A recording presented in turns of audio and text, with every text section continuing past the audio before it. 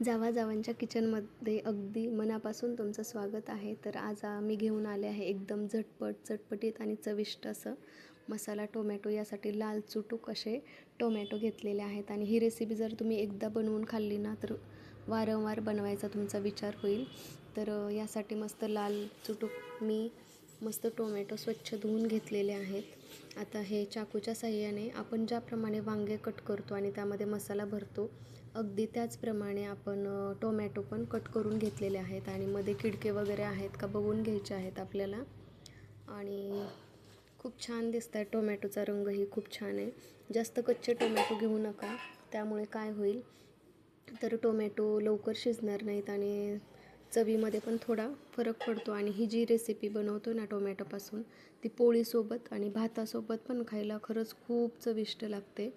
लहान मुलं पण आवडीने खातात आणि यामध्ये एक असा पदार्थ टाकणार आहे की त्यामुळे टेस्ट खूपच छान मेंटेन होणार आहे. तर अशा पद्धतीने मी सर्व टोमॅटो छान असे कट करून घेतलेले आहेत. आणि यासाठी मसाला बनवण्यासाठी मी भाजलेले शेंगदाण्याचं कूट बनवून घेतलेलं आहे.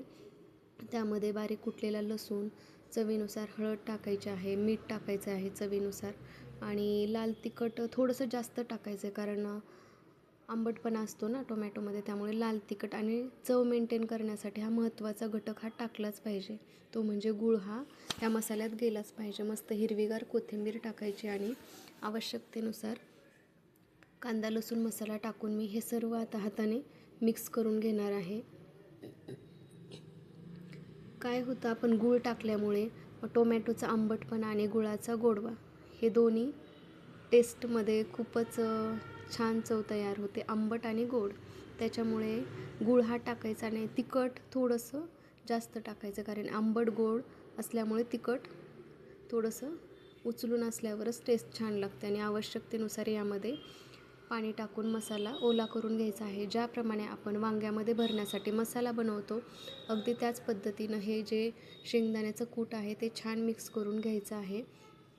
आणि आता टोमॅटोमध्ये आपण जेवढं कूट बसेल तेवढं भरून घेणार आहोत. मसाला खूप जास्त ओला नाही केलेला, जास्तच ओला झाला तर काय होतं तो बाहेर येतो, त्यामुळे आवश्यकतेनुसार पाणी टाकून हा थोडासा ओलसर करून घेतलेला आहे. आणि मसाला भरून सर्व टोमॅटोमध्ये घ्यायचा आहे. थोडंसं हाताने त्याला दाबायचं आहे म्हणजे मसाला बाहेर येणार नाही.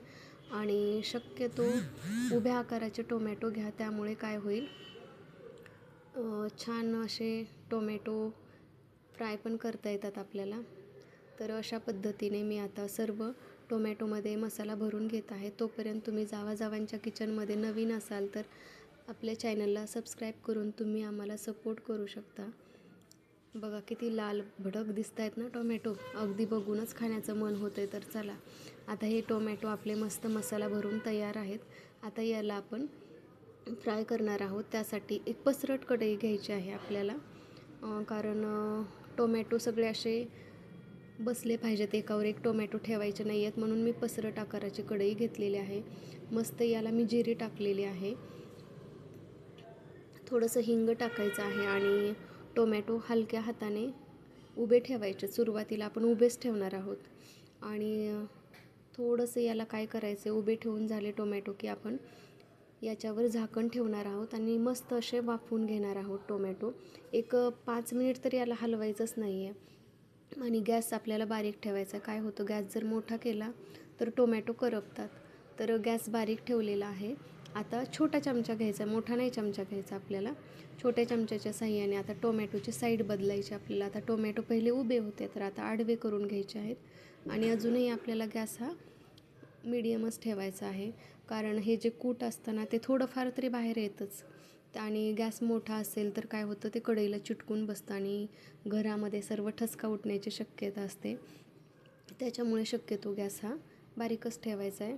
थोडा वेळ लागला तरी चालेल, पण भाजी जळाली नाही पाहिजे. मस्त अशी एक साईड शेकून घ्यायची आपल्याला. नवीन अशी रेसिपी आहे यूट्यूबवर. जर भाजीला काही नसेल घरामध्ये तर ही रेसिपी नक्की आपण ट्राय करू शकतो. आता एक साईड जी झालेली आहे ती साईड वर करून घ्यायची आणि जी खालची साईड होती वर आणि वरची साईड खाली करून घ्यायची आहे.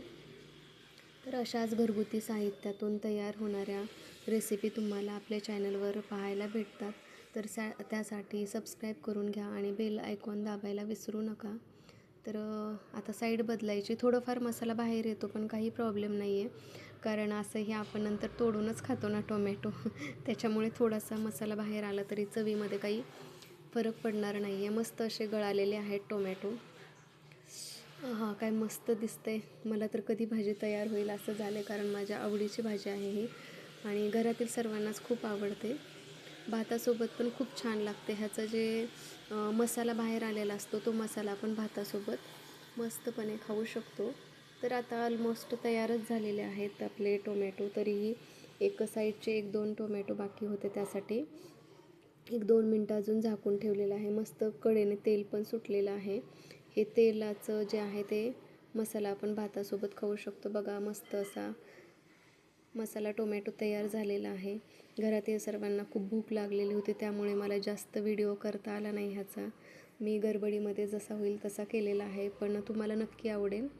तर नक्की करून बघा आणि कशी झाली हे कमेंट करून सांगायला विसरू नका.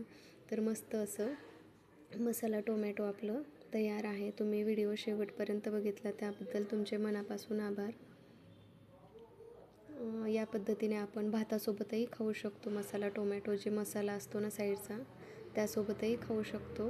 तर चला वाट बघू नका, आता मस्त टोमॅटो घ्या आणि थोडेसे टोमॅटो छोटेच घ्यायला पाहिजेत.